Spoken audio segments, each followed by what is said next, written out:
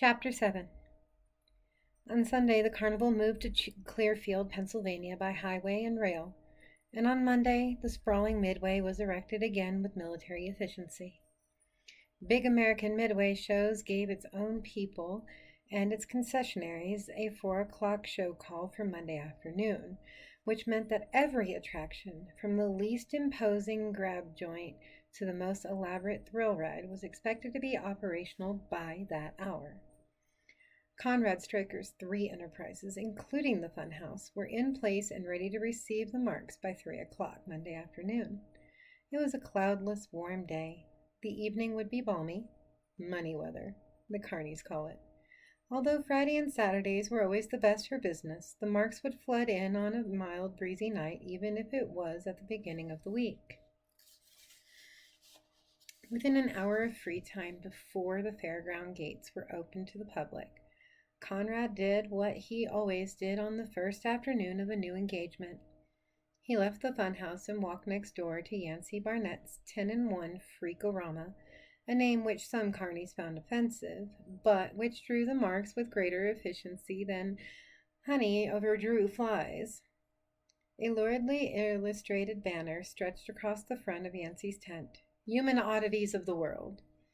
Yancey had as much respect for show calls as Conrad did, and except for the fact that the human oddities would not arrive from their trailers until 4 o'clock, the joint was ready for business well ahead of schedule.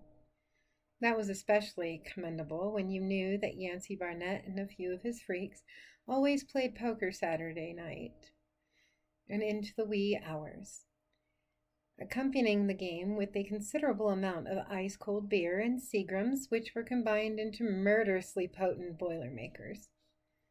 Yancey's place was a large tent, divided into 4 long rooms with a roped-off walkway that serpented through all 4 of the chambers. In each room there were either 2 or 3 stalls, and in each stall there was a platform, and on each platform there was a chair. Behind each chair, running the length of the stall, a big sign, colorfully illustrated, explained about the wondrous and incredible thing at which the mark was gawking.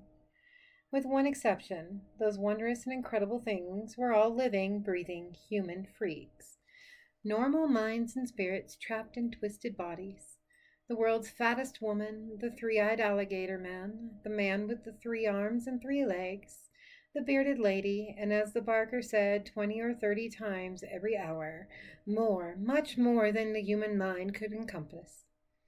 Only one of the oddities was not a living person.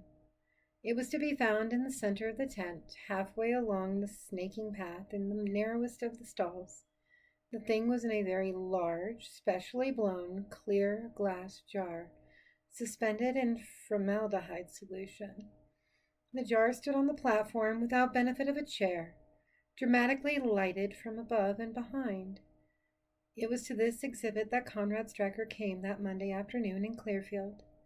He stood at the restraining rope where he had stood hundreds of times before, and he stared regretfully at his long dead son. As in the other stalls, there was a sign behind the exhibit. The letters were big, easy to read. Victor, the ugly angel. This child, named Victor by his father, was born in 1955 of normal parents. Victor's mental capacity was normal. He had a sweet, charming disposition. He was a laughing baby, an angel. On the night of August 15th, 1955, Victor's mother, Ellen, murdered him. She was repelled by the child's physical deformities and was convinced that he was an evil monster. She was not able to see the spiritual beauty within him. Who was really the evil one? The helpless baby, or the mother he trusted, the woman who murdered him? Who was the real monster? This poor afflicted child, or the mother who refused to love him? Judge for yourself. Conrad had written the text of that sign 25 years ago, and it had expressed his feelings perfectly at the time. He had wanted to tell the world that Ellen was a baby killer, a ruthless beast. He had wanted them to see what she had done and to revile in her for her cruelty. During the off-season, the child in the jar remained with Conrad in his Gibson, Florida home. During the rest of the year, it traveled with Yancey Barnett's show, a public testament to Ellen's pathology. At each new stand, when the midway had been erected again and the gates were about to be opened to the marks, Conrad came to this tent to see if the jar had been transported safely. He spent a few minutes in the company of his dead boy, silently reaffirming his oath of revenge. Victor stared back at his father with wide, sightless eyes. Once the green of those eyes had been bright, glowing. Once they had been quick, inquisitive eyes, filled with bold challenge and self-confidence beyond their years. But now they were flat, dull. The green was not half so vibrant as it had been in life. Years of formaldehyde bleaching and the relentless processes of death had made the irises milky. At last, with a renewed hunger for retribution, Conrad walked out of the tent and returned to the funhouse. Gunther was already standing up on the platform by the boarding gate, dressed in his Frankenstein monster mask and gloves. He saw Conrad and immediately went into his snarling, pausing, dancing act, the one he put on for the marks. Ghost was at the ticket booth, breaking rolls of quarters and dimes and nickels into the change drawer. His colorless eyes were filled with the flickering, silvery images of tumbling coins. They were going to open the gate in half an hour early, Ghost said. Everyone's set up and eager for business, and they say there's already a crowd of marks waiting outside. It's going to be a good week, Conrad said. Yeah, Ghost said, pushing one slender hand through his spiderweb hair. I have the same feeling. Maybe you'll even get a chance to repay that debt. What? That woman you owe a debt to, Ghost said. The one whose children you're always looking for. Maybe you'll be lucky and find her here. Yes, Conrad said softly. Maybe I will. At 8:30 Monday night, Ellen Harper was sitting in the living room of the house on Maple Lane trying to read an article in the latest issue of Redbook. She couldn't concentrate. Each time she reached the bottom of a paragraph, she couldn't remember what it had been. And she had to go back and reread it again. Eventually she gave up and just leafed through the magazine, looking at the pictures while she sipped steadily from a glass of vodka and orange juice. Although it was not late, she was already under the spell of booze. She did not feel good. Not by a long shot, not bad either, just numb, but not yet numb enough. She was alone in the room. Paul was in his workshop out in the garage. He would come in at 11 o'clock as usual to watch the late news on the television, and then he would go to bed. Joey was in his room working on a model of his own, a plastic representation of Lon Chaney as the Phantom of the Opera. Amy was upstairs too, laying low. Except for a brief fidgety appearance at the dinner table, the girl had been holed up in her room ever since returning from Dr. Spangler's office this afternoon. The girl. The damned, defiant, wanton girl. Pregnant! They didn't have the test results yet, of course. That would take a couple of days. But she knew Amy was pregnant. The magazine rustled in Ellen's tremulous hands. She put Redbook aside and went to the kitchen to mix another drink. She wasn't able to stop worrying about the bind she was in. She couldn't allow Amy to have the baby, but if Paul found out that she had gone behind his back to arrange an abortion, he would not be pleased. For the most part, he was a meek man at home, gentle, easygoing, willing to let her run the house and generally their lives as well. But he was capable of anger if pushed far enough, and on those rare occasions when he lost his temper, he could be tough. If Paul learned of an abortion after the fact, he would want to know why she hadn't told him, and he would demand to know why she had approved of such a thing. She would have to be able to provide a cognate explanation, a passionate self-defense. Right now, however, she didn't know what in God's name she would say to him if he ever found out about the abortion. 20 years ago, when she had married Paul, she should have told him about her year with the carnival. She should have confessed about Conrad and about the repulsive thing to which she had given birth. But she hadn't done what she should have, and been weak. She hid the truth from him. She was afraid he would loathe her and turn away from her if he knew about her mistakes. But if she had told him back then, At the very beginning of their relationship, she wouldn't be in such a serious bind now. Several times during the course of their marriage, she had almost revealed her secrets to him. When he had talked about having a large family, there were 100 times where she almost said, "No, Paul, I can't have children. I've already had one, you see, and it was no good. No good. Not at all. It was a horror. It wasn't even human. It wanted to kill me, and I had to kill it first. Maybe that hideous child was solely a product of my first husband's damaged genes. Maybe my own genetic contribution wasn't to blame, but I can't take that chance." Although she had been on the brink of making that confession countless times, she had never given voice to it. She had held her tongue, naively certain that love would conquer all somehow. Later, when she was pregnant with Amy, she almost went out of her mind with worry and fear. But the baby had been normal. For a short while, a few blessed weeks at most, she had been relieved, all doubts about her genetic fitness banished by the sight of that pink, giggly, supremely ordinary infant. But before long it occurred to her that all freaks were not necessarily physically deformed. The flaw, the twisted thing, the horrible difference from normal people, that could be entirely in the mind. The baby she'd born for Conrad was not merely deformed. It was wicked. It radiated wickedness. It reeked of malevolent intent, a monster in every sense of the word. But wasn't it conceivable that her new girl child was just as wicked as Victor, except that there were no outward signs of it? Perhaps a worm of evil nestled deep within the child's mind, out of sight, festering, waiting for the proper time and place to emerge. Such a disturbing possibility was like an acid. It ate away at Ellen's happiness. It corroded and then destroyed her optimism. She soon ceased to take any pleasure in the baby's gurgling and cooing. She watched the child speculatively, wondering what nasty surprises it would spring on her in the future. Perhaps one night, when the child was grown tall and strong, it would creep into its parents' bedroom and murder them in their sleep. Or perhaps she was crazy. Perhaps the child was as ordinary as it appeared to be, and the problem was in her own mind. That thought did occur to her rather frequently. But each time she began to question her sanity, she remembered the nightmarish battle with Conrad's vicious, bloodthirsty offspring, and that grisly, vivid memory never failed to convince her that she had a good reason to be weary and afraid, didn't she? For 7 years she resisted Paul's desire to have another child, but she got pregnant in spite of her precautions. Again, she went through with 9 months of hell, wondering what sort of strange creature she was carrying in her womb. Joey, of course, turned out to be a normal little boy.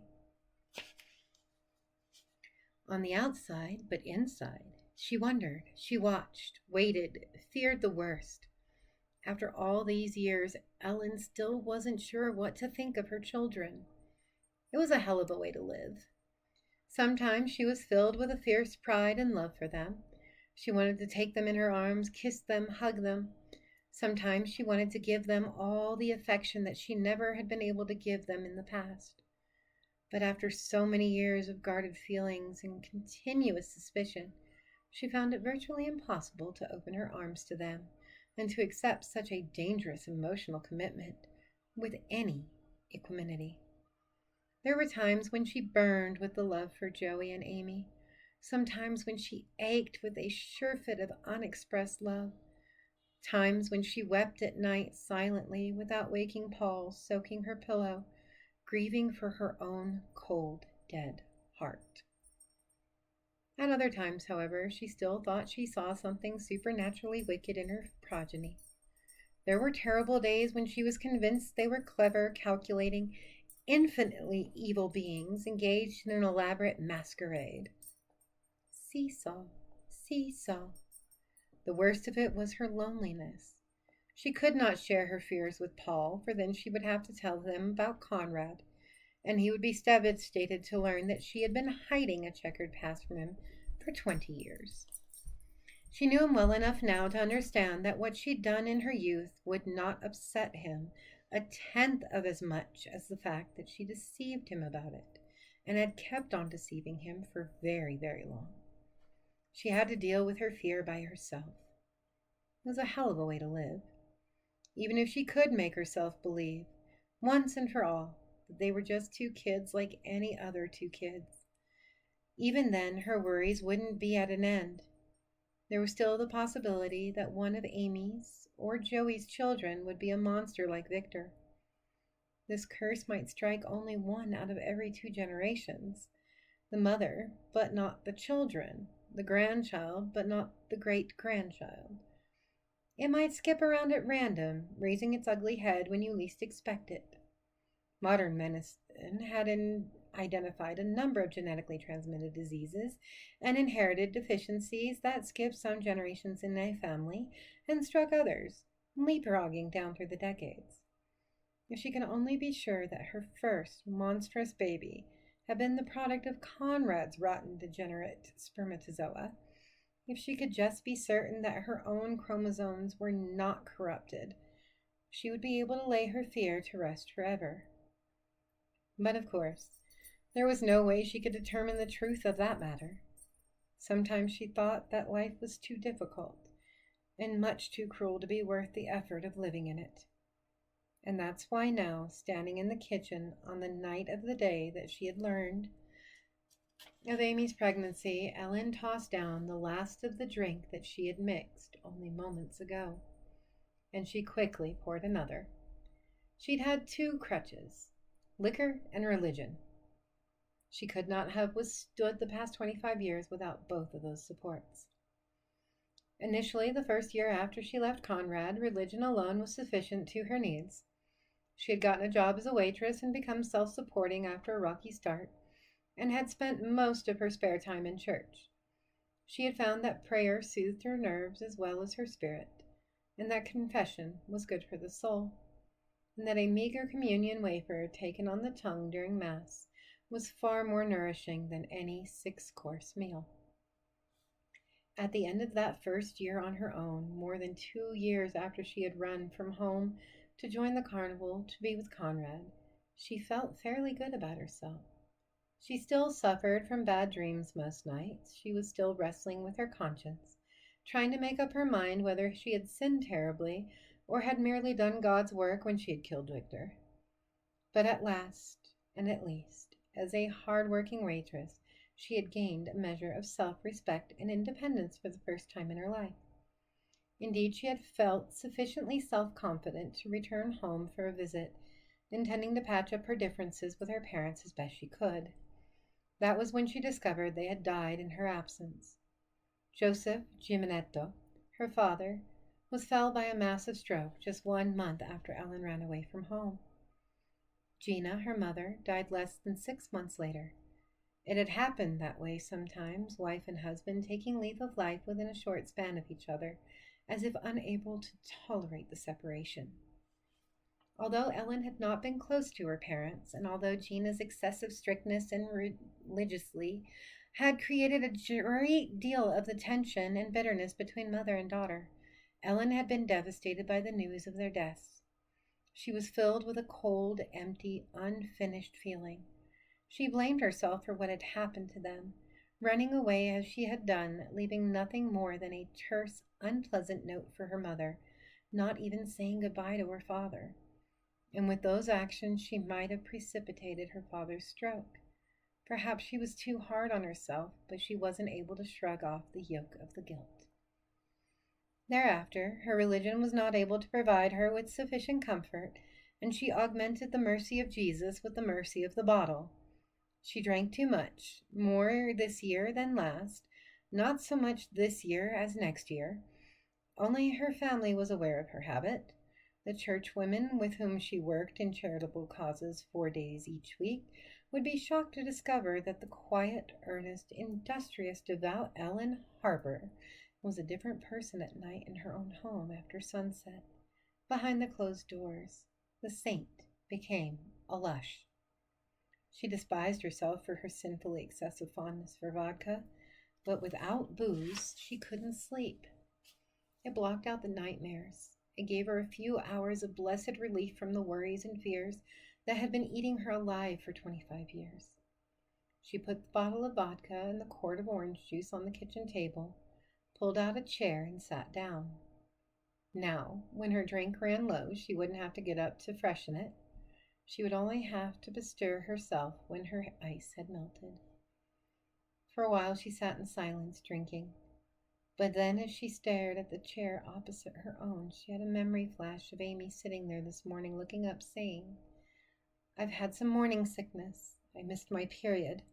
I'm really pregnant. I know I am." Ellen remembered far too vividly how she had struck the girl, how she had shaken her senseless, how she had cursed her. If she closed her eyes, she could see herself pulling Amy onto the floor, pushing the girl's head down to the tiles, screaming like a mad woman, praying at the top of her voice. She shuddered. My God, she thought miserably, suddenly pierced by painfully sharp insight. I'm like my mother. I'm exactly like Gina. I've cowed my husband just as she cowed hers. I've been so strict with my children and so preoccupied with my religion that I built a wall between myself and my family. A wall exactly like the one my mother constructed. Ellen felt dizzy, but not merely from the vodka. The patterns of history, the familial circles drawn by repetitive events, startled and dazed her.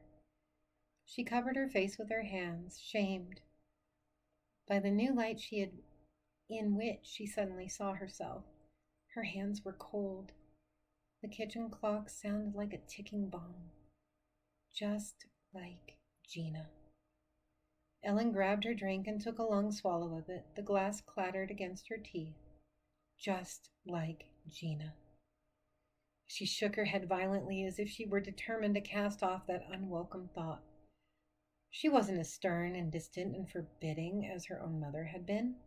She wasn't. And even if she was, she couldn't deal with that insight now.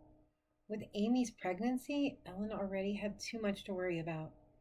She could deal with only one thing at a time. Amy's problem had to come first. If some horrible thing was growing in the girl's womb, it had to be gotten rid of as quickly as possible. Maybe then, after the abortion, Ellen would be able to consider her life and decide what she thought of the woman she had allowed herself to become. Maybe then she would have the time to reflect on what she had now done to her family. But not now. God, please, not now. She tilted her glass and chugged the rest of her drink as if it were only water. With an unsteady hand, she poured a little more orange juice and a lot more vodka. Most nights she wasn't really drunk until after 11 or 12 o'clock. But tonight, by 9:30, Ellen was thoroughly intoxicated. She felt fuzzy, her tongue was thick. She was floating dreamily. She had attained the pleasant, mindless state of grace that she had desired so strongly. When she glanced at the kitchen clock and saw that it was 9:30, she realized that it was Joey's bedtime. She decided to go upstairs and make sure he said his prayers, tuck him in, kiss him goodnight, and tell him a bedtime story. She hadn't told him any stories in a long, long time. He'd probably like that. He wasn't too old for bedtime stories, was he? He was still just a baby, a little angel. He had such a sweet, angelic baby face. Sometimes she loved him so hard that she thought she'd explode, like now. She was brimming with love for little Joey. She wanted to kiss his sweet face. She wanted to sit on the edge of the bed and tell him that story about elves and princesses. That would be good. So good.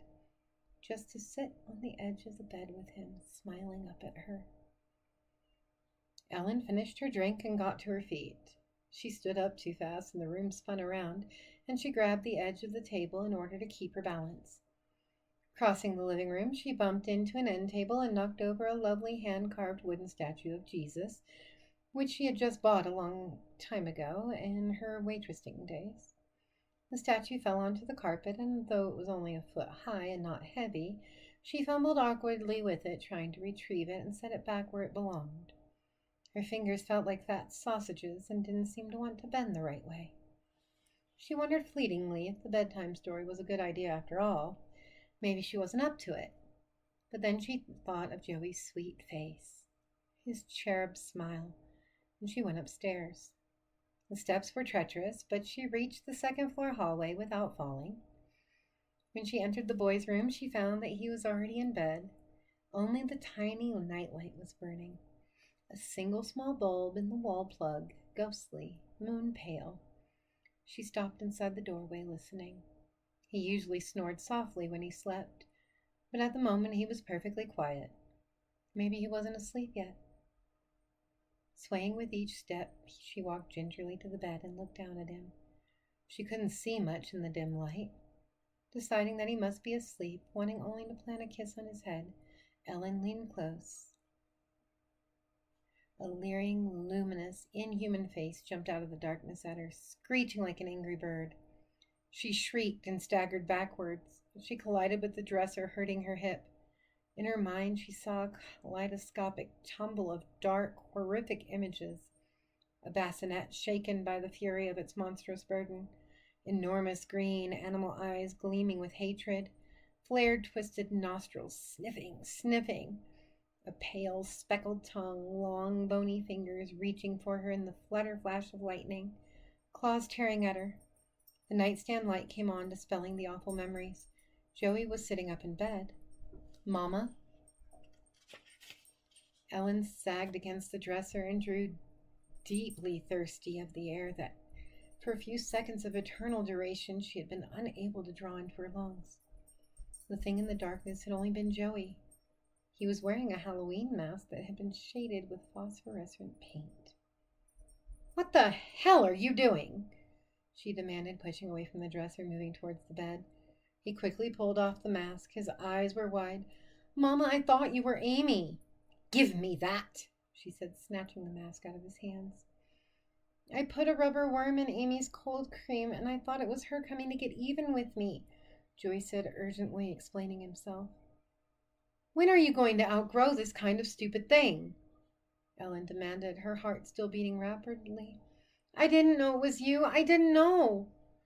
"This kind of prank is sick," she said angrily. Her pleasant vodka haze had evaporated. Her dreamy laziness had gone, replaced by nightmare tension. She was still drunk, but the quality of her high had changed from a bright, somber, happy to grim. "Sick," she said again, looking at the Halloween mask in her hand. "Sick and twisted." Joey cowered back against his headboard, gripping the covers with both hands as if he might throw them aside and leap out of bed and run for all that he was worth. Still quivering from the shock of seeing that grinning, fanged, luminous face leap out of the darkness, Ellen looked around at her other weird items in the boys' room. Spooky posters hung on the wall. Boris Karloff as Frankenstein monster, Bela Lugosi as Dracula, and other horror movie creatures that she couldn't even identify. On the dresser, the desk, the bookshelves, there were monster models, three-dimensional plastic figures that Joey had glued together from kits. Paul permitted the boy to pursue his macabre hobby and insisted it was common interest among kids Joey's age.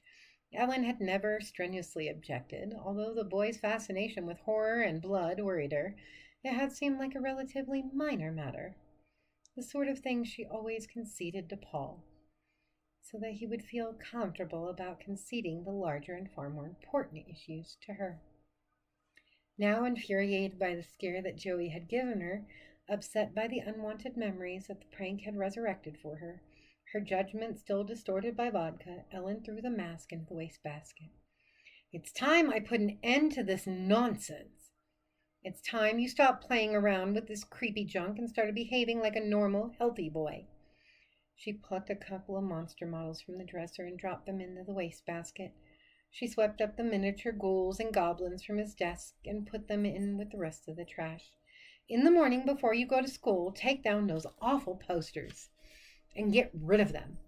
Be careful not to chip the plaster when you pull the staples out of the wall. I'll get some good, no-nonsense prints and hang in here, you understand?" He nodded. Fat tears rolled down his cheeks, but he didn't make a sound. "And no more of these practical jokes of yours," Ellen said harshly. "No more rubber spiders, no more phony snakes, no more rubber worms and cold cream jars. Do you hear me?" He nodded again. He was rigid, sickly white.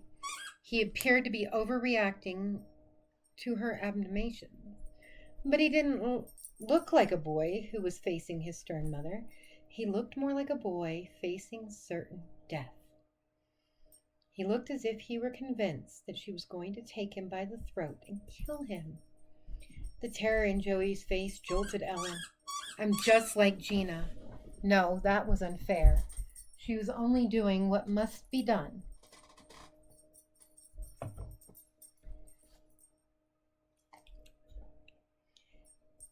The child needs to be disciplined and given guidance. She was merely fulfilling her duty as a parent, just like Gina. She pushed that thought aside. Lie down! Joey obediently slid under the covers once more. She went to the nightstand and put her hand on the lamp switch. Did you say your prayers? Yeah, he said weakly. All of them? Yeah. Tomorrow night you'll say more prayers than usual. Okay. I'll say them with you to make sure you don't miss a word of them. Okay, Mama. She switched off the light. In a small, uncertain voice, he said, I didn't know it was you, Mama. Go to sleep. I thought it was Amy. Suddenly she wanted to reach down, lift him from the bed, and clasp him to her bosom.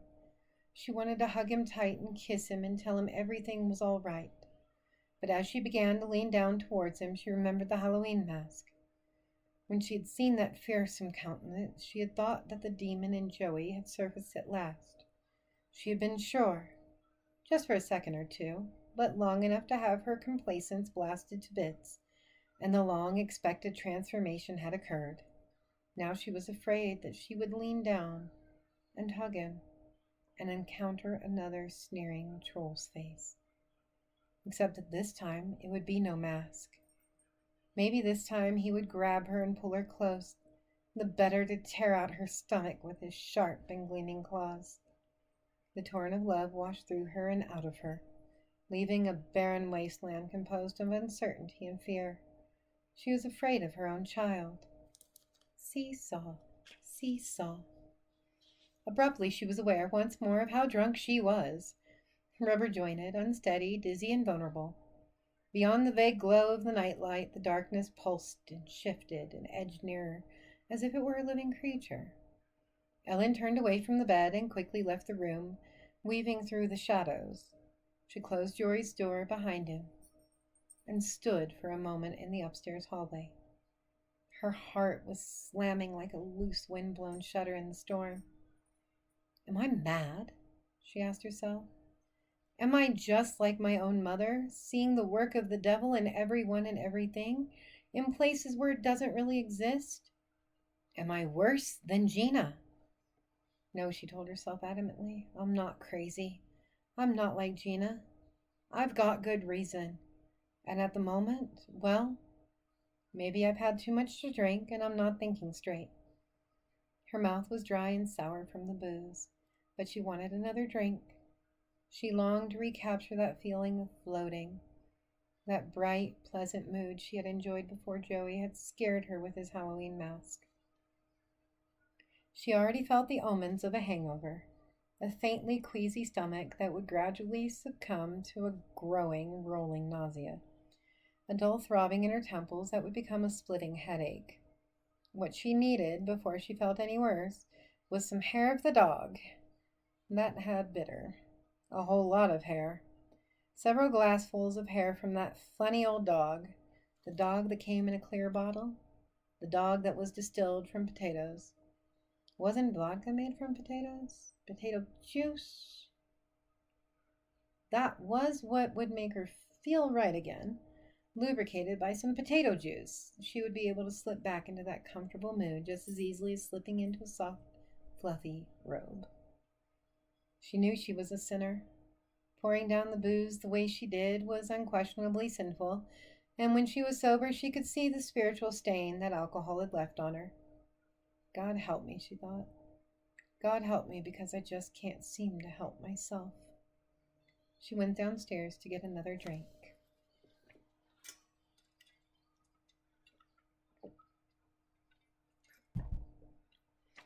Joey stayed in bed for 10 minutes after his mother left his room. Then, when he felt it was safe to move, he snapped on the lamp and got up. He went to the wastebasket by the dresser and stared down at a pile of monster models. They overflowed the can. A tangle of snarling, reaching plastic creatures. Dracula's head had been knocked off. A couple of the others also appeared to have been damaged. I won't cry, Joey told himself firmly. I won't start bawling like a baby. She'd enjoy that. I'm not going to do anything she would enjoy. Tears continued to slide down his cheeks, but he didn't call that crying. Crying was when you wailed your head off and got a runny nose and blubbered and got red in the face and just totally lost control of yourself. He turned away from the wastebasket and went to his desk, from which Mama had removed all of the miniature monsters he had collected. The only thing left was his bank. He picked that up and carried it to the bed. He saved his money in a 1-gallon mason jar. Most of it was in coins, squeezed bit by bit from his small weekly allowance, which he earned by keeping his room neat and by helping around the house. He also earned quarters by running to the 7-Eleven for Mrs. Jameson, the old lady who lived next door. There were several dollar bills in the jar, too. Most of those were birthday gifts from his Grandma Harper, his Uncle John Harper, and his Aunt Emma Williams, who was Daddy's sister. Joey emptied the contents of the jar onto the bed and counted it. $29 and a nickel. He was old enough to know it wasn't a fortune, but it still seemed like a lot of money to him. You could go a long way on $29. He wasn't sure exactly how far you could go, but he figured at least 200 miles. He was going to pack up and run away from home. He had to run away. If he stayed around much longer, Mama was going to come into his room one night, really drunk, really pissed, and she was going to kill him.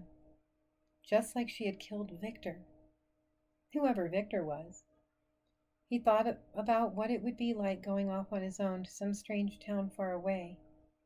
It would be lonely, for one thing. He wouldn't miss Mama. He wouldn't even miss his father very much.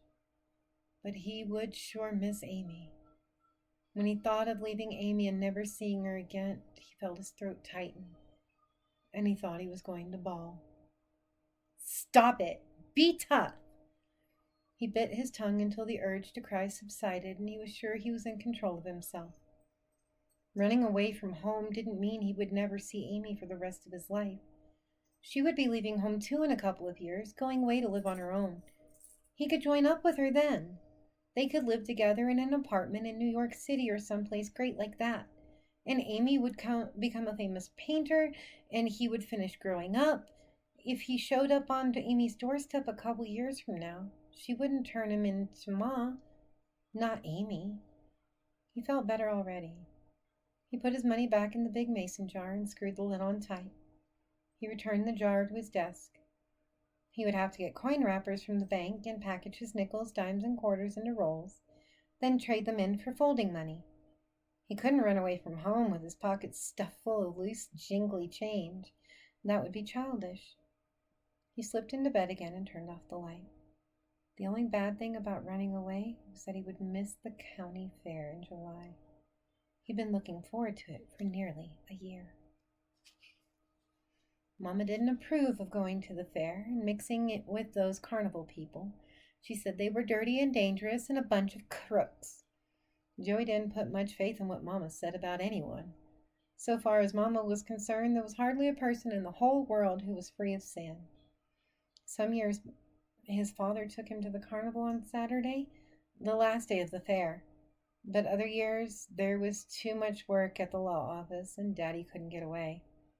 This year, Joey had intended to sneak off to the carnival on his own.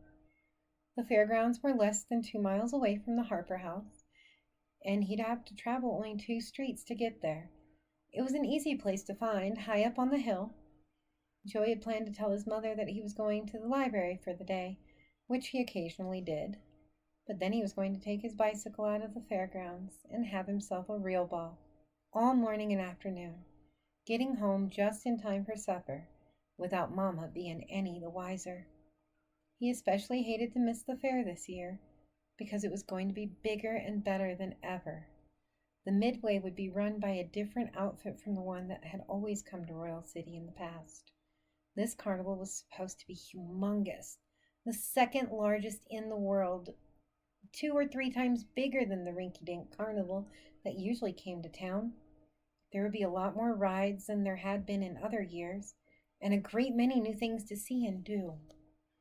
but he wouldn't see or do any of them if he was 200 miles away, starting a new life in a strange city. For almost a full minute, Joey lay in the darkness, feeling sorry for himself. And then he sat bolt upright, electrified by a brilliant idea. He could leave home and still get to see the fair. He could do both. It was simple, perfect. He would run away with the carnival. Pause for chapter 8.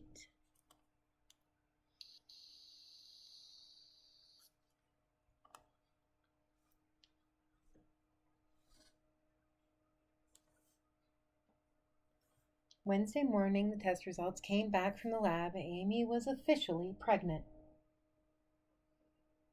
Wednesday afternoon, she and Mama went to the bank and withdrew enough money from Amy's savings account to pay for the abortion. Saturday morning, they told Amy's father that they were going shopping for a few hours. Instead, they went to Dr. Spangler's clinic. At the admissions desk, Amy felt like a criminal. Neither Dr. Spangler nor his associate, Dr. West or Dr. Lewis, nor any of his nurses was Catholic, but they performed abortions every week, month in, month out, without attaching any moral judgment to the act. Nevertheless, after so many years of intense religious instruction, Amy almost felt as if she were about to become an accomplice to murder.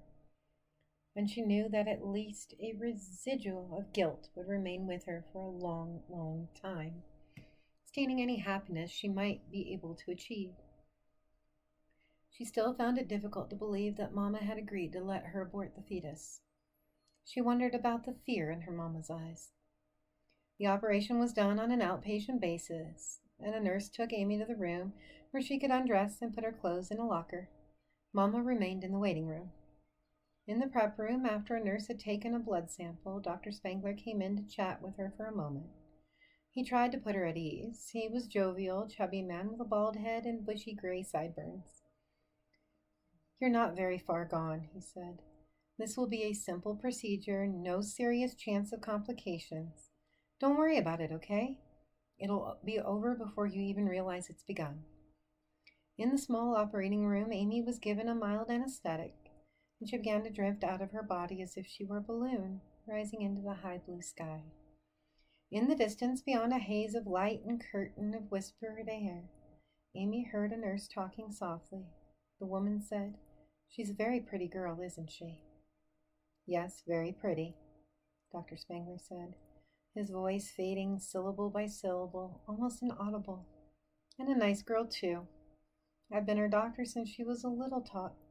She's always been so polite, so self-effacing." Soaring up and away from them, Amy tried to tell the doctor that he was wrong. She wasn't a nice girl. She was a very bad girl. He should ask Mama. Mama would tell him the truth. Amy Harper was a bad girl, evil inside, loose, wild, untrustworthy, just no damned good. She tried to tell Dr. Spangler how worthless she was, but her lips and tongue wouldn't respond to her urging, and she couldn't make a sound until she said, "Ugh," and opened her eyes in the recovery room. She was on a wheeled cart with railed sides, flat on her back, staring at an acoustic tiled ceiling. For a moment she couldn't figure out where she was.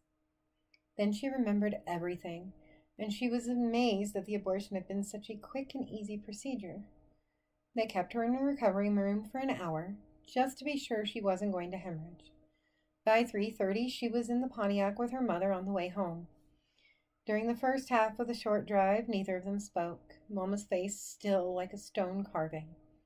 Finally, Amy said, "Mama, I know you'll want me to keep a curfew for a couple of months, but I hope you'll let me work evenings down at the dive if that's the shift Mr. Donatelli gives me." "You can work whenever you want to work," her mother said coldly. "I'll come home straight after work, Mom." "You don't have to. I don't care what you do. I just don't care anymore. You wouldn't listen to me anyway. You won't behave yourself. You've loosened the reins on that thing inside of you, and now there's no holding it back. There's not a thing I can do.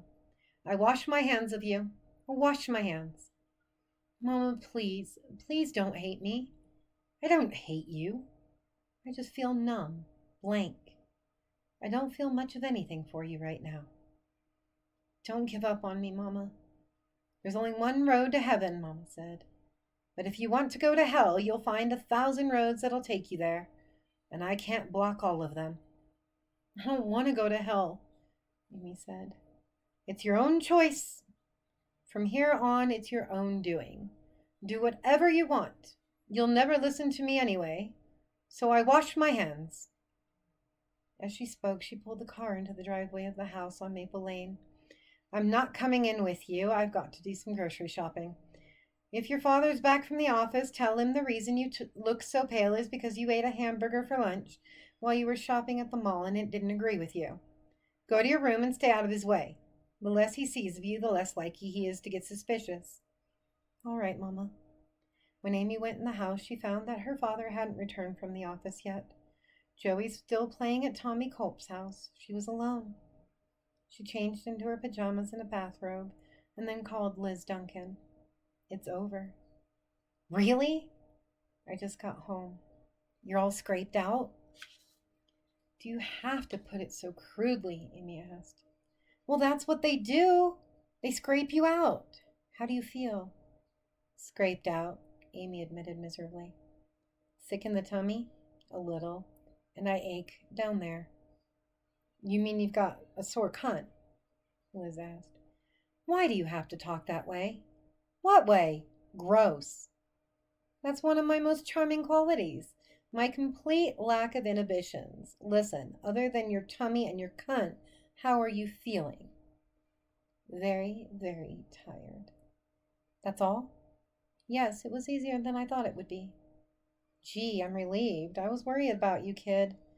I was really, really worried. Thanks, Liz. Are you grounded for the summer? No, I thought there'd be a curfew for a while, but Mama says she doesn't care what I do. She's washed her hands of me. She said that? Yes. My God. That's terrific. Is it? Amy wondered. Of course it is, you silly ass. You make your own rules now. You're free.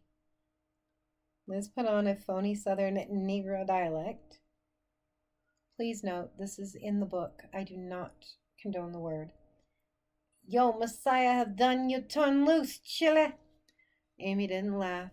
She said, right now, all I care about is getting some sleep. I was awake all last night and most of the night before, and with this business today, I'm dead on my feet. Sure, Liz said. I understand. I won't keep you on the phone for an hour. Get some rest. Call me tomorrow. We'll make plans for the summer. It's going to be a blast, kid. We'll make some memories and blow out all the candles for our last summer together. I've already got a couple of guys in mind for you. I don't think a guy is exactly what I need right now. Oh, not in the next 10 minutes. But after you've had a couple weeks to recover, you'll be ready to get back in the swing of things. I don't think so, Liz. Sure you will. You're not going to become a nun, for God's sake. You need to get some of that old salami once in a while, kid. You need it the same way I need it. We're two of a kind in that respect. Neither of us can do without a guy for long. We'll see. Only this time, you're going to do what I tell you, and you're going to get a prescription for the pill. I really don't think I'll need it, Amy said. That's what you thought the last time, dope. A few minutes later in her room, Amy knelt at the side of her bed and started to say her prayers. But after a minute or two, she stopped. Because for the first time in her life, she had a feeling that God wasn't listening. She wondered if he would ever listen to her again. In bed, she cried herself to sleep, and no one woke her for dinner or for Mass the next morning. When she opened her eyes again, it was 11 o'clock Sunday morning. Scattered white clouds were racing like great sailing ships across the sea blue sky beyond her window. She had slept 18 hours straight through. As far as she could remember, this was the second time she had missed Sunday Mass, and that was when she was a few months old. The other time had been when she was 9 and in the hospital, recovering from an emergency appendectomy. She had been scheduled to be discharged on Monday, and her mother had argued with the doctor about letting her out a day early so she could be taken to church. But the doctor had said that church wasn't the best place for a child recuperating from surgery. She was relieved that Mama hadn't forced her to go to church this morning. Apparently, Mama didn't think that her wicked daughter belonged in a church anymore. Maybe Mama was right. The following day, Monday, May 26th, 2 sign painters went to work on the largest billboard at the entrance to the county fairgrounds, just outside Royal City limits. By mid-afternoon, they were finished.